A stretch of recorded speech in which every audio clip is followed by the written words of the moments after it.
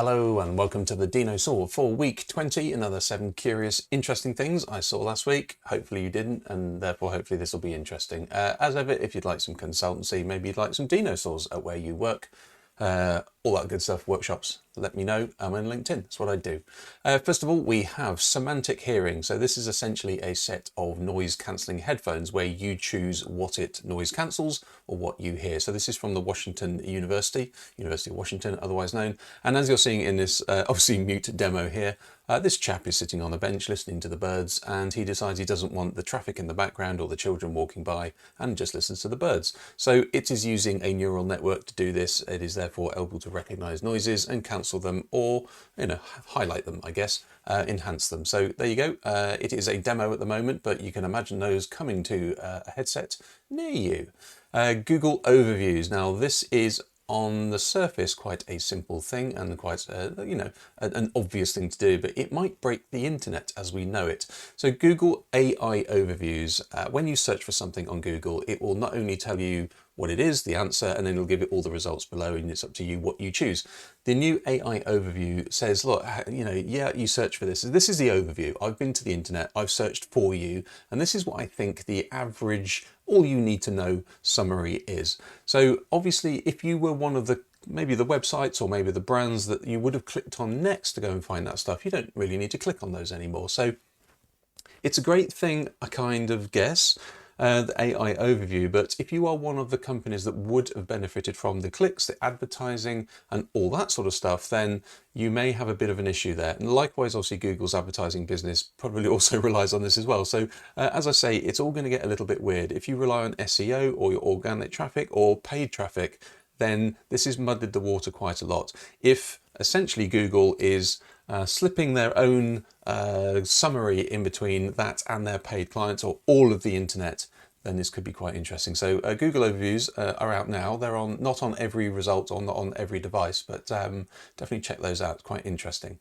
This is the Airbus Racer. This was announced a couple of years ago. I've been watching it, and it's quite interesting in that it is a combination of a fixed-wing aircraft and a helicopter, as you can see from the lovely video. So this is its first ever test flight, and don't know how long it was or where it was, but it looks very interesting. As you can see, it's essentially a helicopter, but it has fixed-wing with electric motors on the end of it. So once it's up in the air, i.e. it's had all the benefit of vertical takeoff and landing, or VTOL as we call it in the biz, it can then switch on the electric propellers, and it can then benefit from the lift generated by those wings and also the forward propulsion from them, the motor as well. So there you go. So it's quite interesting.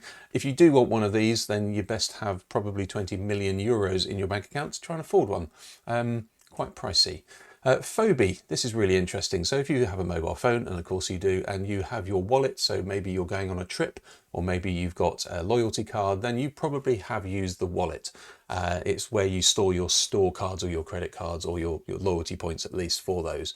So what Fobi do is they essentially weaponize that for marketing. So if you are a store, you can then have one of your own one of these. It's not just this kind of amazing thing that people, like big corporates have. You can do one of these as well, it seems. So not only that is you can collect store points, you can collect loyalty points. And the thing is, they're also triggered by location and time as well, and or time. So if you are in for a marketing campaign, you're thinking, hang on a minute, I can get a location-based wallet on somebody's phone, and at 3 o'clock in the afternoon on a Saturday, I can send them a system level prompt to say, hey, do you fancy getting a buy one get one free coffee? That's really interesting. So it's a sneaky way of getting your marketing into the system level of somebody's phone. So that's Fobi, mobile wallets, kind of weaponized, but obviously whatever the nice version of saying that is.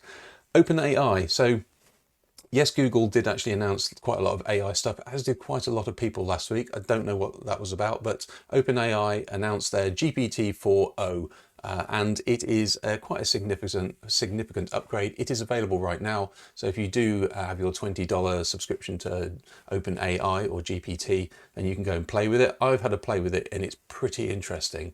I took a picture of what I was eating, a meal that we had made, and I said, what's in this? And it literally listed out every single ingredient just by looking at the picture. Likewise, I've never been very good at cooking beef, and I asked it, why am I not very good? And it told me exactly the recipe. We've just eaten it, and it was amazing. So I've just eaten AI infused beef, I guess. However, There are lots of things that this does. What it really, I guess, is known for is its real-time voice and image integration. So if you are, for instance, visually impaired, you can use your phone now. You can talk to your phone, say, what's in front of me? It will actually understand what's in front of you and tell you.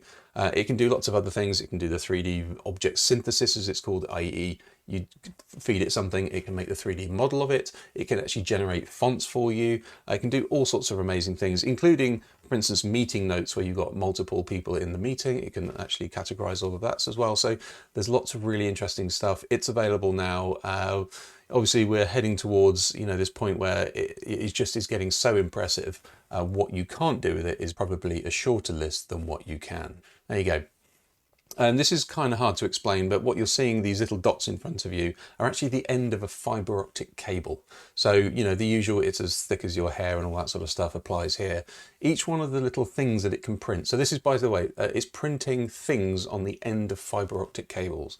Why would you want to do that? Well, if you're putting a signal through a fibre optic cable and you need to do some processing of that signal with some electronics, or you need to capture the signal as it comes out and do something with it, well, now what you can do is you can put stuff on the end of the fibre optic cable itself that either help you process it or diffract the light in certain ways. Maybe you want to put it into different spectrums or whatever you want to do, different detectors. You can put that sort of stuff on there, which is what you're seeing where it says KTH. Those little lines can actually be used as diffraction grates for light. You can also make 3D sculptures as well by dissolving it away, I think with acetone, I think it is.